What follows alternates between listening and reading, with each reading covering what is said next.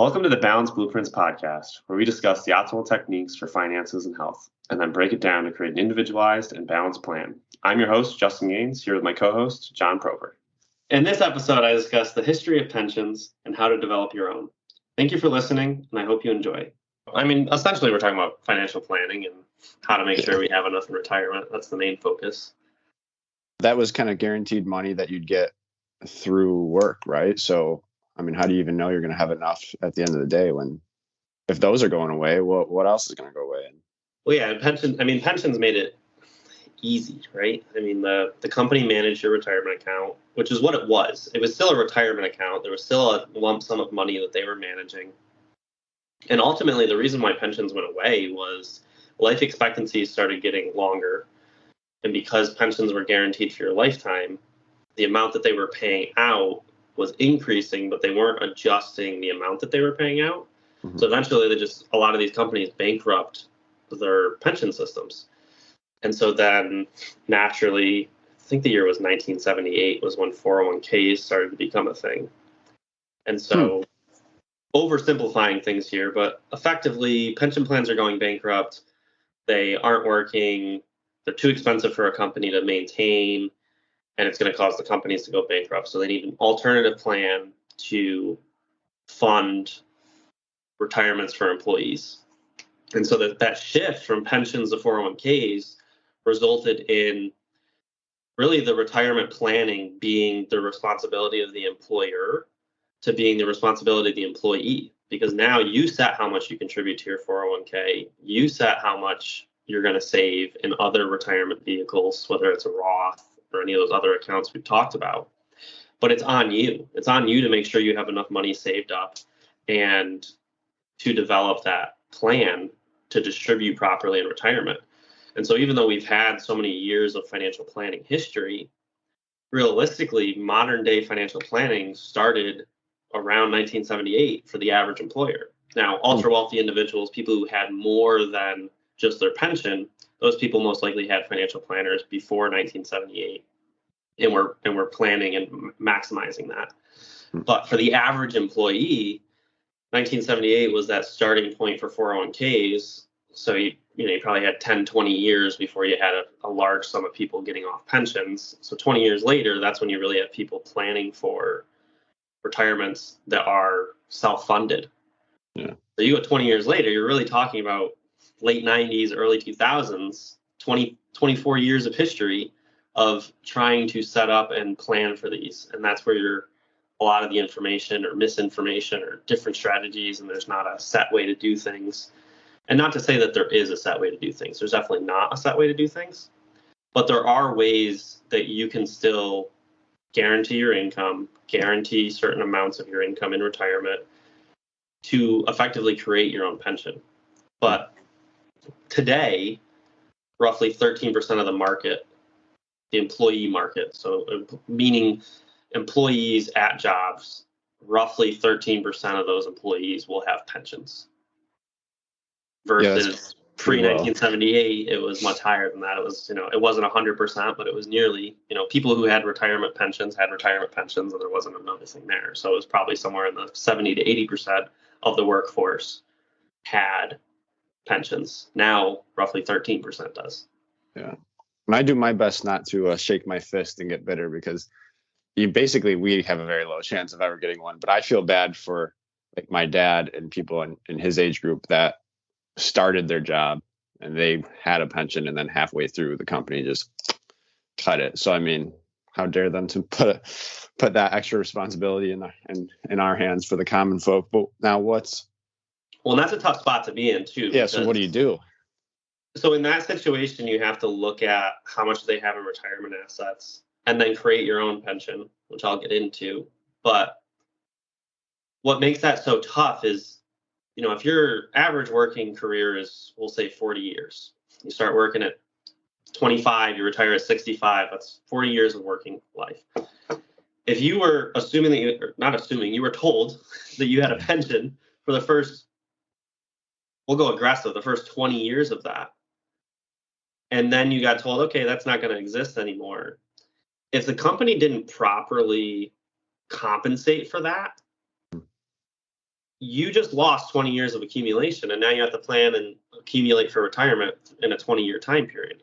So having the amount of money, having that large asset or nest egg for retirement becomes much harder than somebody in our positions, where we know going into our working lives that we are going to have to develop our nest egg and then develop the distribution channels for it and the income buckets. Now, so that's where it's, as much as we like to say the older generation had it so much easier, that's a situation where it's not that we necessarily have it easier, but we're not having something yanked out from underneath us and having to then shift to a whole different set of assumptions. Now, not to say that that couldn't happen to us, but currently we're operating on a set of assumptions that requires us to take a lot more ownership of our retirement distribution and retirement income than previous generations had to, such as your dad and individuals in that age bracket. Yeah, I think things like that to a fault almost make us want to take everything into our own hands. I mean, health world, financial world, you see it. So it's good because, like you said, even if some things get taken away, we're distilled that take these things into your own hands. It's beneficial, but I'm sure it can get overwhelming. And one quick question there, pension, I assume it's not just like you're getting it from working at your company. They're taking it out of your paycheck, right? You're paying into it. Depends on how the pension plan's set up. Sometimes, okay. I mean, ultimately at the end of the day, I would say yes, it's coming out of your paycheck. Okay. Some pensions, the way they were set up, it was a percentage went to your paycheck. Mm-hmm. And if that started day one, you never saw that money. So it effectively was like it never came out of your paycheck because you never got used to having that income, mm-hmm. which is the best way to do it, which is why I tell people, if your company has a 401k match, contribute all the way up to the max contribution on that 401k and do that day one. Because if you're not used to having the money in your paycheck, you'll always be used to not having the money in your paycheck, and it's like it never happened. So it doesn't hurt as much to put that money there. However, there are some pension plans where you would have contributed out of your paycheck and you would see that, and it might have increased over time. And so it's hard to say whether or not, as a blanket statement, whether or not it came out of the paycheck. But at the end of the day, there's never a free lunch, right? So if it effectively was coming out of your paycheck just as a result of lower pay, even if it wasn't directly coming out of your paycheck, it was, oh, you're getting this for free. It's the same thing when an employer nowadays says, you're going to cover 50% of your health insurance premiums, and comparing that to an employer who says the company is going to cover 80%, or the company is going to cover 100%. I guarantee you, all else the same, the income levels that they're making, their salary take home, isn't going to be the same because the company's taking out a larger expense. So it ends up reflecting in your pay. And that's why it's so important, if you don't understand finances, to work with a financial advisor or somebody who understands finances in order to evaluate your total compensation package at work. Because it's not just your salary. Mm-hmm. There are so many other components: health, vision, dental, your 401k contribution limits, and how much is the company going to match. The limits are the same because they're set federally, but how much is the company going to match? What other benefit options do they have? What other things are they willing to pay for? And putting a value on all of these components is what's going to allow you to really understand what your income bracket makeup is. Because once you know how much income you have there and how much you're putting towards these other retirement accounts and investment vehicles, you'll then be able to know how much you need to save in order to develop the correct nest egg to be able to distribute in retirement properly. And that's why we're always looking at stage 3 of retirement planning, which is distribution of income in retirement. Because at the end of the day, it doesn't matter how much you save for retirement if it doesn't generate enough income for you in retirement. If you had $5 million in retirement assets, but it doesn't allow you to cover your cost of living and live the lifestyle you want to in retirement, $5 million isn't enough for you then. But you could also have $1 million and have it structured properly, and maybe that is enough for you. And so that's why we need to know what's retirement lifestyle ideally going to look like. What is that utopia retirement lifestyle that you're looking for? What's the absolute max you're trying to hit? And then how can we cover those expenses? Because depending on what you follow on social media and what you like, because I'm in the finance world and I like all of that stuff and I'm constantly engaging with those accounts. So one thing that's on my feed constantly right now is the fact that the Great Resignation hasn't occurred yet, but on paper it should have already occurred. It should have occurred somewhere, or at least started to occur somewhere in the last 3 to 5 years. And what is that? Because I didn't know. Right. So the Great Resignation is you have the baby boomer population that is now approaching and has approached retirement age. So in theory, they should be resigning from work and retiring and moving into their stage 3 of retirement distribution. But a lot of them are still staying in stage 2 of accumulation and continuing to work. And I'm generalizing here, but also just from conversations with clients, part of the reason that that's happening is they're afraid that they don't have enough assets to be able to sustain retirement. And they're worried that if I go into retirement and then halfway through, I'm going to have to pick up a part-time job in order to cover my income and cover my expenses, have some additional income, and be able to retire effectively. And they don't want to do that. They don't want to retire and then unretire and re-retire. I think nobody does. That's not an ideal situation. And a lot of that comes from they don't have the pensions, they don't have the guaranteed incomes.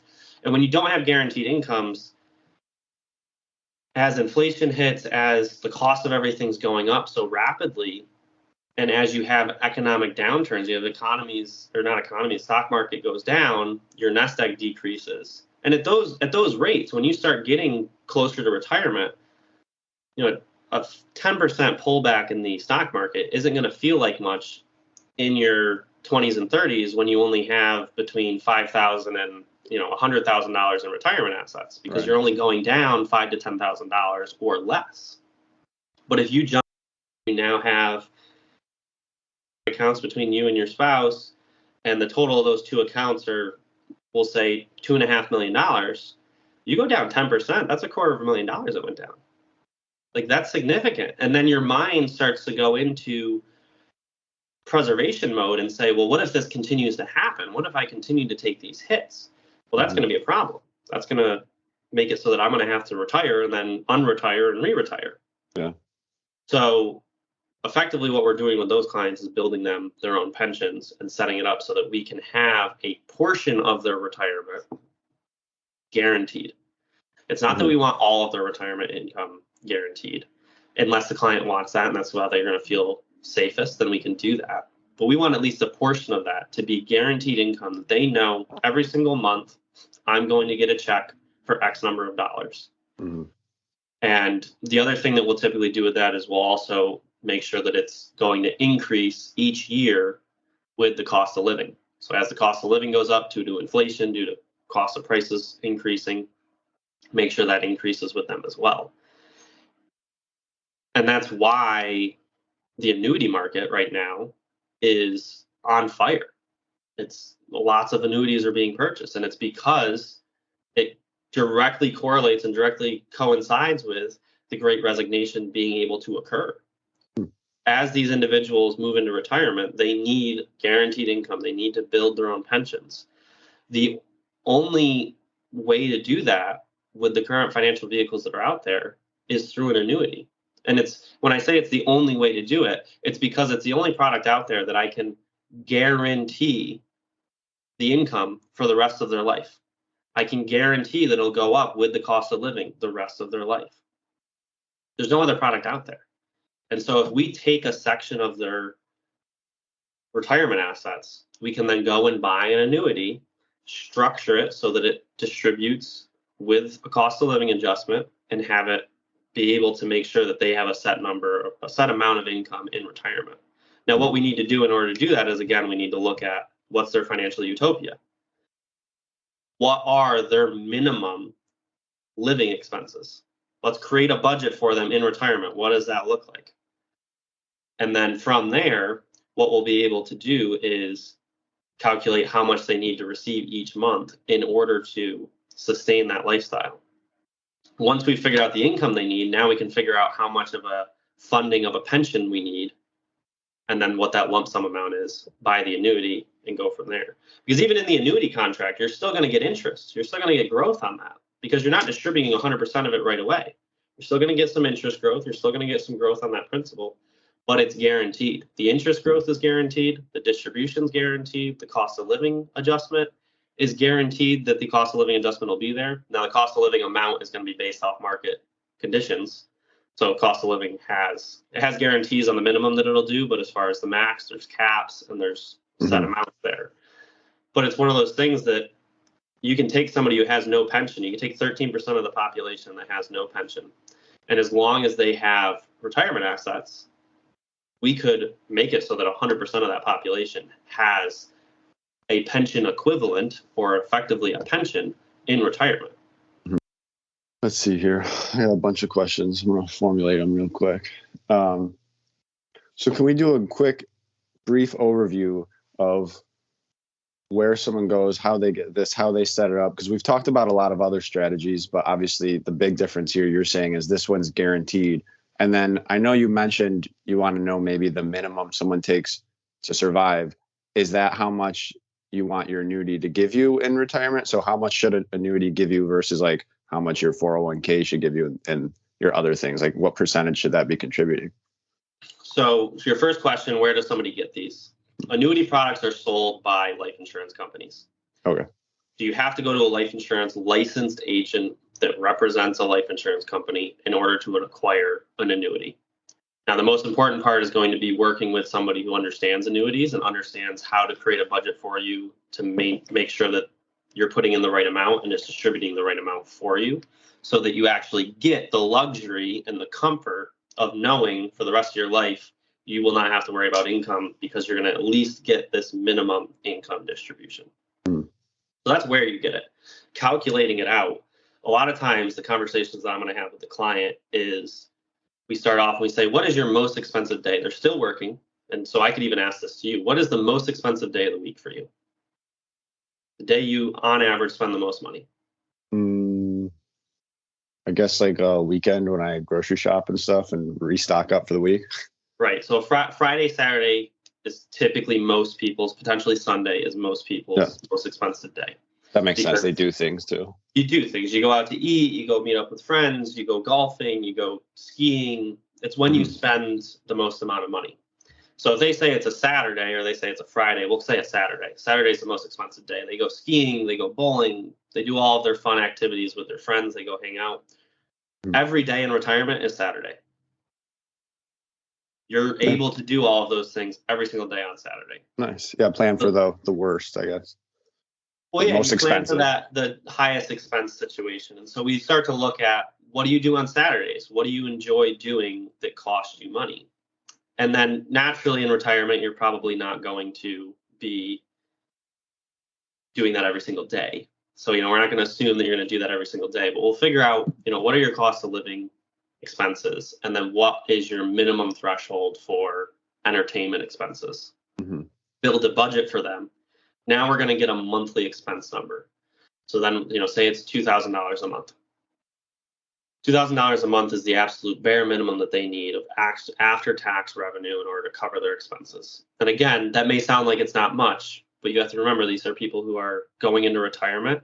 So that $2,000 number is assuming, they've probably paid off their house, they've paid off their car, they don't have many of the expenses that the average working person does. So they are going to need to buy a new car at some point, most likely, and have these expenses. And that's why we're not taking 100% of their retirement asset and doing it with this. We're looking at what's the minimum amount of income you need to feel comfortable, and let's build that for the rest of your life.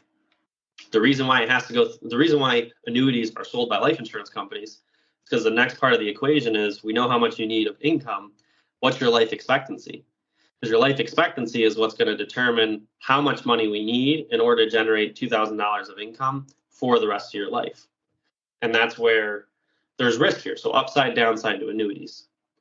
If you die prematurely, you die before your expected age, you can have a beneficiary on there. You can have a second person the income goes to. You can have it set so there's a period of income that it has to pay out for. There's combinations to make sure that you don't lose all of your money. But if you take just a bare bones basic annuity that works identical to your pension. If you pass away, you take retirement, you buy the annuity, you take retirement, 2 months later, you pass away. That's it. Your income's done, it's gone. There's nothing there for anybody else to take. Same thing occurred with your pension. Once you passed away, that was done. Now, similar to pensions, same with annuity, you could have named your spouse or somebody else that if you pass away before a certain period of time, the income passes to them. So you can do that as well. You with an annuity, you can also say, I want it to pay out for at least 10 years plus the rest of my life. So whichever is greater, either 10 years or the rest of my life, whichever is greater, and it'll pay out for that.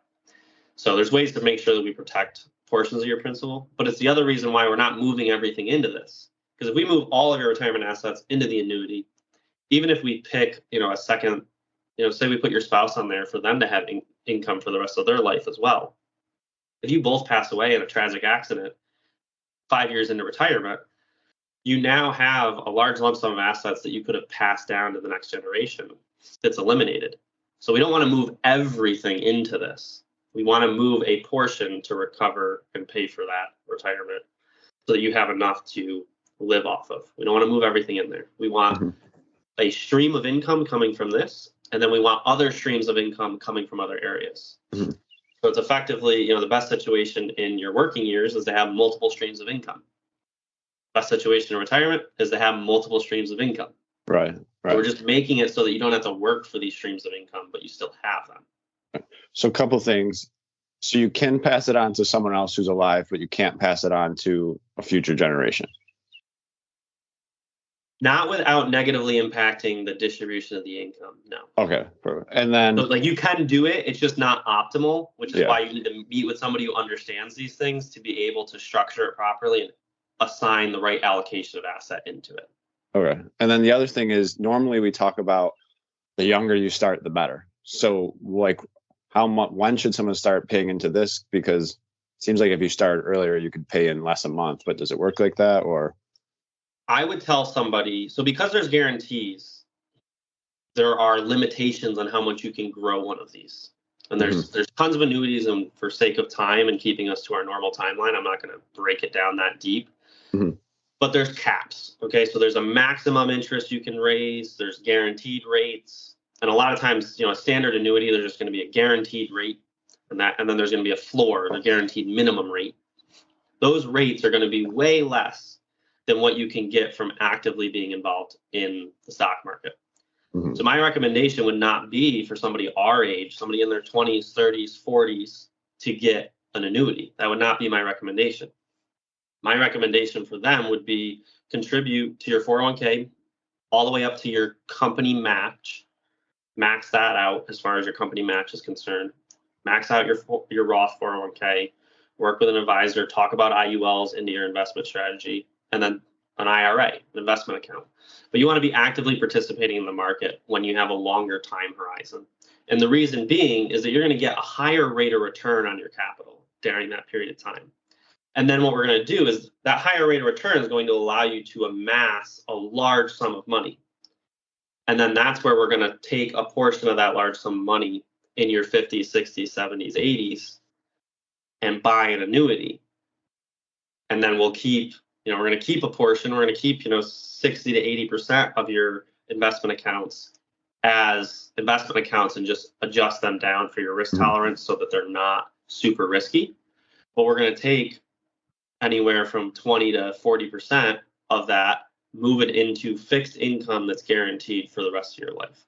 So it's one of those things that, yes, typically you want to start younger, and you do want to start younger, but it's starting younger in an investment account. And then when you get towards your retirement years, moving it over. Generally speaking, you're going to get into an annuity either when you're in retirement or when you're in retirement at any point, basically. And then we'll come back to 10 years before retirement is when we want to start potentially moving it in there. Because if we do it, then I would say optimal is 10 years before retirement. And the reason being is part of the reason why Great Resignation hasn't occurred is COVID occurred with a massive knockout of retirement account valuations. And yes, it recovered very quickly, but that's only if you stayed in that market. If you got concerned during COVID and you took the initial hit and then reallocated your portfolio to not take more of a hit, which isn't necessarily a bad advice. The problem is you probably didn't recover as quickly, or you're still recovering from COVID. Now, if we take your amount of money and we say, okay, this is how much we know we're going to need in retirement as fixed income, we know what our 20 to 40% number is going to be. This is what we need. We need $2,000 a month, or we need $3,000 a month of retirement income after taxes in retirement. We can then take the money out of the market, get a guaranteed fixed rate of return on that money for 10 years. And then at 10 years, we'll then be able to move it into an income stream for you. Mm-hmm. And by doing that, we make it so that you don't have the downside exposure of the market. And so we're protecting you from that. And then what we've done is, because we now know that you're going to have your bare minimum needs in retirement covered, that 60 to 80% of your portfolio can now be ever so slightly more aggressive and be able to get a higher rate of return on it than it would be if you didn't have anything guaranteed.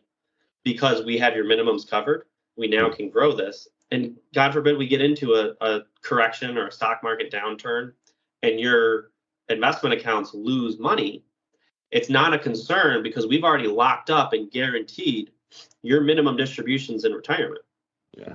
So we can weather the storms of stock market downturns. We can weather the storms of these problems as a result of making sure that we've built our own pension, bought our own pension, and guaranteed our minimum distributions in retirement.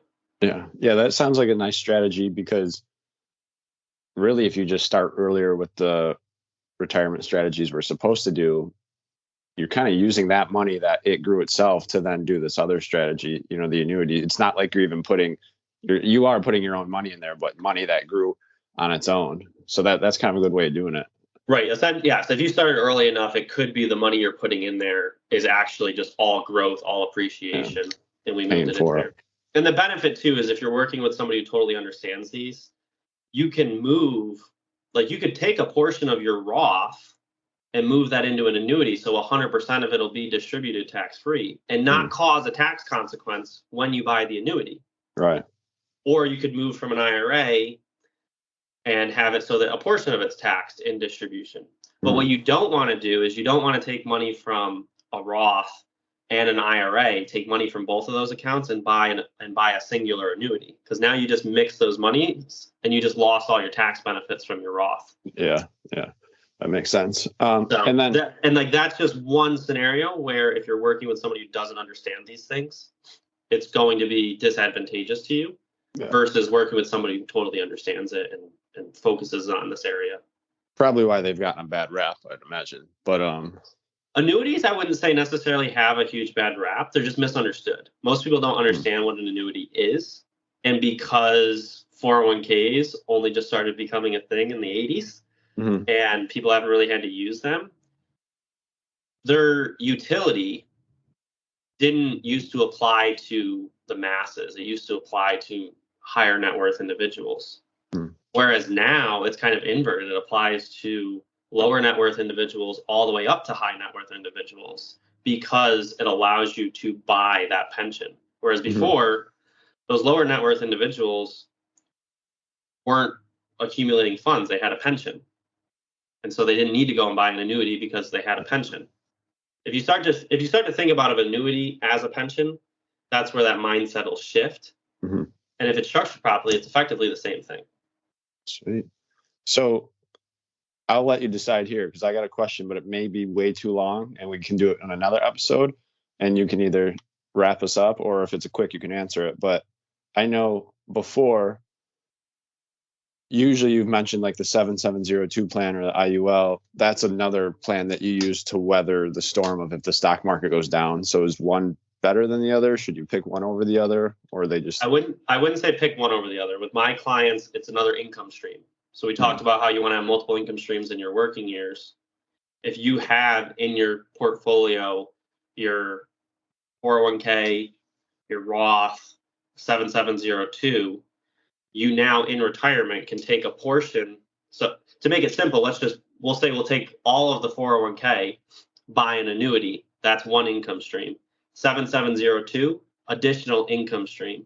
And then all of the funds in the Roth is your third income stream in retirement that sits there and accumulates. All three of these being 3 income streams from 3 different areas, 2 of them guaranteed and protected from downturns in the stock market, 1 of them completely guaranteed and known, 1 of them mostly guaranteed, somewhat unknown, and then 1 of them at risk. But we would effectively have it where 60% or better of your income stream is protected and guaranteed, and then 40% is at risk instead of 100% being at risk. So it's not a matter of one is better than the other. It's a different piece of the pie to make sure that your retirement years can be as stress-free as possible. Right. Yeah, I just know we've talked about briefly, like there's obviously a lot of options and we don't want to be paying into a million different ones a little bit. You know, we want the best ones, but I mentioned that you just talk to someone and you keep talking about different ones because there are a million options, but really you need to talk to someone to figure out what ones are best for you. Correct. And effectively the 7702 you need to start contributing to earlier. Yeah. And as 7702 Roth 401k matches, the earlier you can start with those, the better. Annuity, you want to wait until you're in that 10 years prior to retirement or in retirement to start looking at that as an option. Right. All right. Well, that's some good information there. And I'm sure there's, like always, more to go deeper. But anything else you want to add? Or no, I think that pretty much sums it up. Thanks for listening to our podcast. We hope this helps you on your balance freedom journey. Please share your thoughts in the comments section below. Until next time, stay balanced.